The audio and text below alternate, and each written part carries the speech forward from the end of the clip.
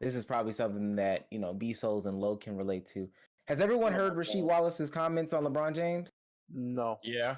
Not the exact. I got a glimpse of it. I'm gonna go ahead and say it just for reference. So Rasheed Wallace on LeBron James being asked on the $1 Million Worth of Game podcast is he probably would have done good with his physical stature. This is about how he would fare in his era, with him being bigger than the majority of the rest of the players. So he probably would have held his own, but I don't think he would have been as successful as he is now. It's a whole different era back then. I couldn't necessarily say that he would have been a beast, but I think he would have held his own. Now, Rasheed Wallace, for context, played from 95, 96 to 2009, 2010. Only a couple years before LeBron James hopped into the league. So how do we feel about old head Rasheed Wallace and his old head comments? To give further context, the game that they were playing was... We don't need further context. We're a clickbait headline. No. You know why it is? Because they said, well, pause so y'all can chop it up. The premise was that they were playing a game, soft or beast or something like that, and he would name a current player, and he named, which is a wild title. Yeah, it is. He named Curry, Kevin Durant. Rasheed Wallace both said they would be soft in his era. James Harden soft. And then LeBron, he kind of stumbled with, and he's like, I don't know. And this is also 2 years ago, so they didn't ask about Luka or nothing like that.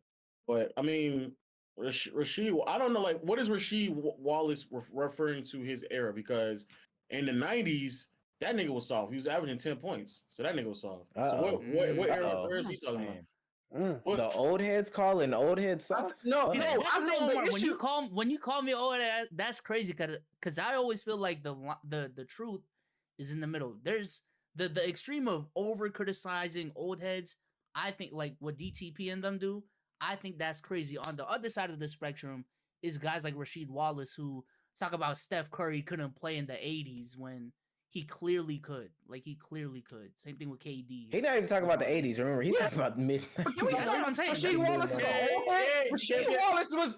Wallace was an all-star in the 2000s. Rasheed Wallace was an all-star in the 2000s, 2002, 2006, and 2008. When LeBron played. When LeBron James played. What is happening? LeBron dropped 47 on his head, bro. let's before we even get to whatever he's referring to, let's pause and stop and acknowledge that literally some of Rasheed Wallace's best years, LeBron is also playing in those exact same years and is a better player than him within LeBron's rookie season as a teenager. So the fact that the idea that he's saying that he couldn't be a beast in his era, that's what I'm asking. What is his era? Because in the 90s when he played, Rasheed Wallace was averaging 10 to 13 points. So I hope that's not the era because you were soft back then. So if that's what you're saying, then you were trash. But if you're saying the 2000s where LeBron came in and also played in the 2000s, and as a rookie, as an 19-year-old, he was already better than you in your best form. Whatever Rasheed Wallace's best form is, LeBron walked in at 18, 19 years old, already better than him, and noticeably. So I don't know what world Rasheed Wallace lives in where LeBron couldn't be at his. When he said soft or beast, I doubt he's talking numbers wise. When I hear somebody call somebody soft, I think he just meant from a physicality standpoint, and that's probably what he meant. Because Rasheed was putting up 10. She wasn't soft back in the 90s, nigga. She was with the shits. Like niggas wasn't just throwing shit around. That's more likely what he meant. Like when they say soft, go ahead. But no, he specifically went into details. He specifically talked about being successful though. He didn't talk about how physical would they be with other physical players. He said that they wouldn't be as successful. That's what he kept referencing to. Now he said LeBron. He said it with LeBron and KD. He said it with both of them. But also, worst case, if they're talking about how, let's say LeBron was born in the 70s and he grew up in that era, therefore he wouldn't play the same in the 90s. I think his worst case would still be Scottie Pippen. He either goes the Scottie Pippen route or he buffs up even more and goes the Karl Malone route. That's still a beast to me. I don't know about y'all, but like maybe not the Crazy best to in the game. me, But that's he's still, just a faster that's on Karl top. Malone. That's What still a would top be- 5 player in the 90s. What's crazy to me, and this I said this like when I was on the grind, but so this take isn't even heard enough. But this is the most cringe segment when it comes to this LeBron soft thing. This man is 6'9", 250, 260, faster than you, strong. Like, how is he soft for your liking? Like, just because he talks to a referee, that man gonna cry to a ref all he wants to. He gonna dunk on you. Speaking of dunking on him, all I did was Google Rasheed Wallace LeBron trying to find a tweet, and that's a clip of him dunking on Wallace. Yeah, I had to put it. I was like, bro, like, what are you talking about? Like, there's literally clips of you getting dunked on by LeBron in a series in which y'all lost to LeBron when he was like 21 years old. What are you talking about? Like a non-prime, a non-peak LeBron beat you all, and it was like 3 other All-Stars on your team, and y'all still lost. So that's what I'm like. I don't dedicated women on defense. Mind you. That's what I'm saying. I legit don't understand like what I don't get that point. And Rasheed Wallace being on the court, witnessing him demolish him in that manner, should already let it be known that by default he would be better.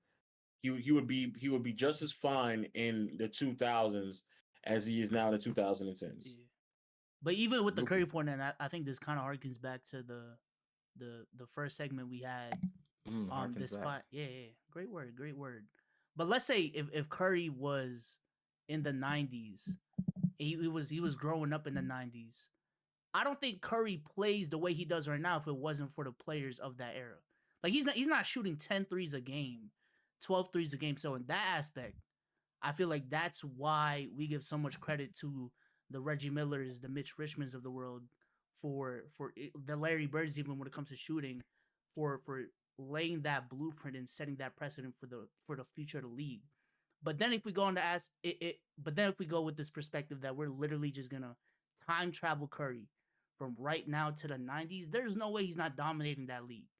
So either way. Yeah, I believe Curry. If Curry went back there, combo guards were so frowned upon back then. Even to the levels of guys like Chauncey Billups, even combo guards were just not the thing.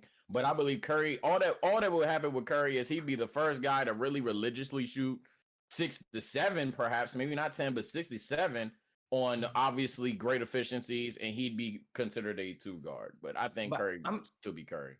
I'm being so serious when I say this too. And I don't think this shouldn't be too much of a hot take. If Curry was in Memphis, he wouldn't be a success. I know that sounds crazy. But yeah, okay, when we say success, we talking about team-wise or just as an individual? Probably a little bit of both though, because if we're talking about him shooting all these threes a game, like their game wasn't built around that. Like for the majority of it, until Zebo and Marcus left, like they were playing an in and out game. They were literally going in. If he were playing on a team with, hey, you want to watch NBA games with your favorite NBA creators? Let's keep it a buck. We have this thing called Playback TV. Go onto your mobile app and type in Playback TV, or go on your desktop and type in playback.tv/LKIAB.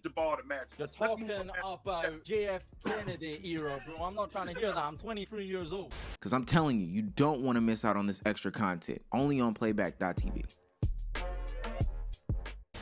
I don't know, like Tom Thibodeau or something like that. Like a team where there was like a legitimate big man force.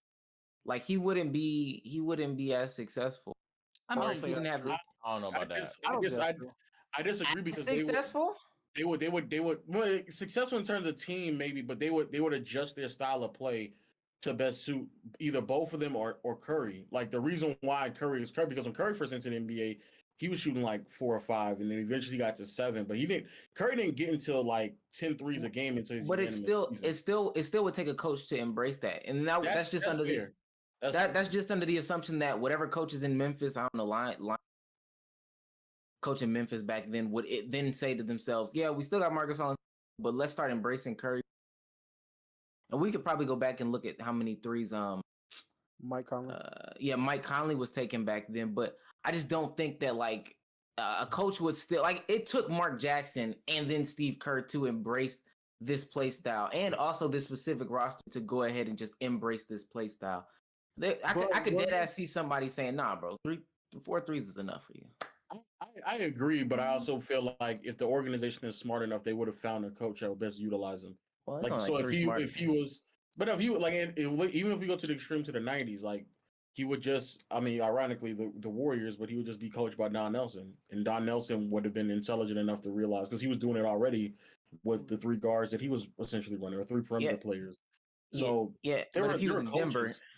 if he was in like Denver or something like that, they'd be like, throw it down to the post, my nigga. You gotta work it inside out, and I'm throwing it down to Earl Bailey or some shit like that. I don't know. But even with your Mike Conley, I don't think they were throwing it to the low post to the Dikembe Mutombo like that. Yeah, that's what I'm saying. Like it had to be like Karl Malone to justify.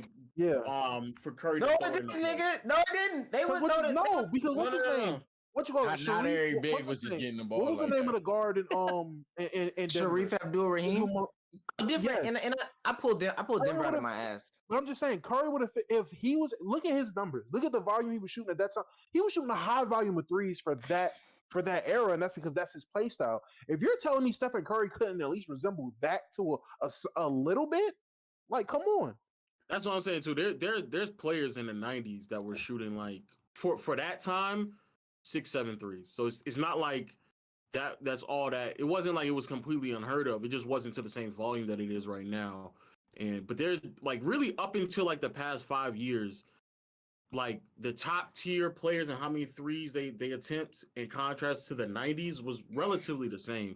That stuff has really just been inflated more the past like 3 years. But the concept of like players attempting 6 to 8 threes also existed in the '80s and I mean the '90s, excuse me. And that was players who also were like a huge pivotal part of their team's success and their identity. So again, it would have to be someone like of a Karl Malone status. And maybe Curry starts shooting more twos. He'd probably be long twos and stuff like that, like Mark Price was doing. But he would still get his threes off.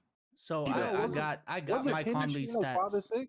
I got my Conley stats right now. And so he was drafted in 07. His rookie year, he was shooting 2 threes a game. Only playing 26 minutes. By his second year, he was like the full-time starter, pretty much. And he was shooting 2.6, so rounded up to 3 threes a game. If you draft Curry around that era, you're drafting him for his shooting ability. And if Mike Conley is already getting 3 threes a game, in 2009, which was the year before Curry's rookie year, I don't see why Curry can't come into that specific team and at least shoot 4, if not 5 even. So, he was shooting 4 or 5 in Curry's rookie season. Yeah. So, but I get what you're saying, but it still takes the coach's ideology to just full on embrace like the system that makes Curry thrive.